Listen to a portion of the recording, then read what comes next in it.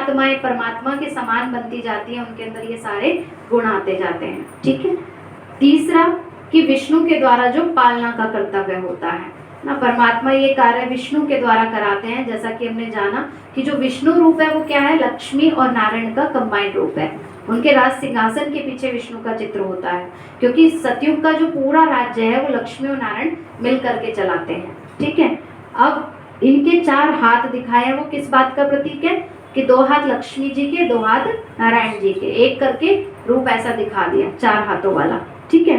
इनके हाथों में जो अलग अलग अलंकार दिए हैं, हाथ में एक में गदा दिखाया, चक्र दिखाया, शंकर दिखाया, कमल दिखाया, इस सब के पीछे भी एक अर्थ छिपा हुआ है। इसका अर्थ ये नहीं कि हर वक्त कोई देवी देवता ऐसे लेकर के चलते रहते थे, जैसे देवियों के हाथ में इतनी तलवार और ये सब कुछ दिखा दिया, तो ऐसा नहीं है कि हर वक्त कोई ये तलवार और ये सब हाथ में लिए रहते हैं, लेकिन हर चीज के पीछे एक अर्थ छिपा हुआ है।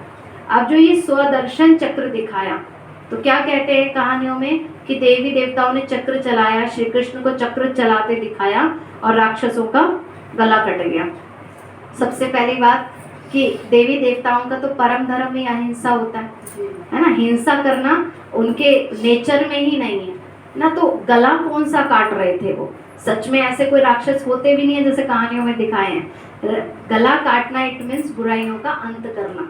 ठीक है। कोई इंसान को मारने की बात नहीं होती, लेकिन उनकी बुराइयों को अंत करने की बात होती है। इसलिए कहा जाता स्वदर्शन चक्र। इसको स्वदर्शन क्यों कहते हैं? स्वदर्शन कहते हैं इसलिए सेल्फ रियलाइजेशन, है ना, स्वयं का दर्शन करना। जैसे जैसे देखो हर इंसान के अंदर कुछ अच्छी आदतें भी होती हैं, कुछ ना कुछ बुराइयां भी होती हैं। जब ज्ञान हमारे अंदर आता है ना, तो सेल्फ रियलाइजेशन स्टार्ट होता है। ज्ञान जैसे हम सुनते हैं, समझते हैं, तो धीरे धीरे हम सेल्फ की चेकिंग करना शुरू कर देते हैं कि मेरे से ऐसी गलतियां तो नहीं होती, ऐसी गलती तो मैं भी कर देती हूँ, ऐसे तो मैं भी बोल देती हूँ, ऐसे तो मैं भी सोच लेती हूँ, ऐसा व्यवहार तो मेरा भी हो जाता है। तो जैसे जैसे हम सेल्फ रियलाइजेशन करना शुरू करते हैं, इसको कहते हैं स्वयं का दर्शन कर रहे हैं, खुद की चेकिंग कर रहे हैं। जब हम स्वदर्शन करना शुरू करते हैं, स्वदर्शन चक्र चलाते रहते हैं, तो धीरे धीरे जो हमारे अंदर अवगुण है ना, जो हमारे मन के अंदर व्यर्थ आता है, नेगेटिव सोच आती है, गुस्से वाली भावना आती है, वो धीरे धीरे क्या हो जाती है, कट ऑफ। ज्ञान अंदर आ रहा है, हमारे स्वयं का रियलाइजेशन हम कर रहे हैं, तो व्यर्थ के जो विचार है ना, जो फालतू की बातें हमारे अंदर, फालतू की आदतें बन गई हैं, वो धीरे धीरे क्या हो जाती है, कटती चली जाती है, वो बुराइयां कट ऑफ होती जाती हैं। तो वो वाले राक्षसों का अंत करना है। ठीक है। जो हमारे अंदर काम, क्रोध, लोभ, मोह, अहंकार, आलस्य, अलविलापन, ईर्ष्या, द्वेष, घृणा, ये सारा जो कुछ है, इसका अंत करते हैं, उसको कहा जाता है स्वयं का दर्शन करना, स्वदर्शन चक्र फिराना। स्वदर्शन चक्र इसको भी कहा जाता है कि ये चक्र हमारी बुद्धि में चले। चक्र मतलब हम खुद को ही याद दिलाएं कि मैं वो आत्मा थी जब सतयुग में थी, हम कितने अच्छे कर्म करते थे, कितना सबको सुख देते थे, कितनी सबकी सेवा करते थे, तब मेरे अंदर जरा भी अहंकार नहीं था।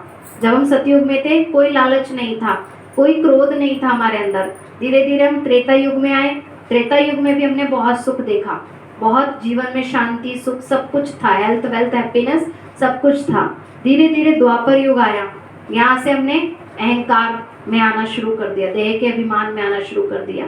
हम एक दूसरे को देखने लगे, गलतियां करने लगे, हमारे अंदर गुस्सा आने लगा, लालच आने लगा, इच्छाएं आने लगी, अहंकार आने लगा, और इस कारण से हम गलतियां करते करते कहाँ पहुंच गए, कलयुग में पहुंच गए।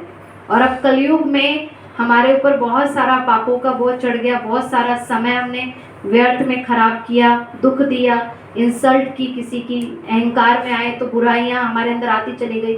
लेकिन अब ये संगम युग का टाइम आया है, जबकि शिव बाबा मुझे मिले हैं, शिव बाबा मेरी मदद करना चाहते हैं, वो परमात्मा मुझे ब्लेसिंग्स देना चाहते हैं, शक्तियां देना चाहते हैं। तो अब मुझे अपने जीवन में फिर से देवताओं वाले गुणों को धारण करना है।